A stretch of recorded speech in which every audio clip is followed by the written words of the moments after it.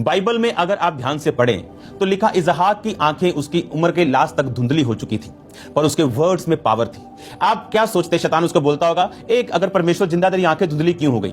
Bible कहती Eli की आंखें धुंधली थी, लेकिन बाइबल कहती उसके वचनों में सामर्थ्य थी। जब उसने हन्ना को बोला कि जा परमेश्वर का, इजराइल का परमेश्वर यहोवा तुझे मन चाहा वर दे, तो बाइबल कहती उसी साल वो प्रेग्नेंट हुई।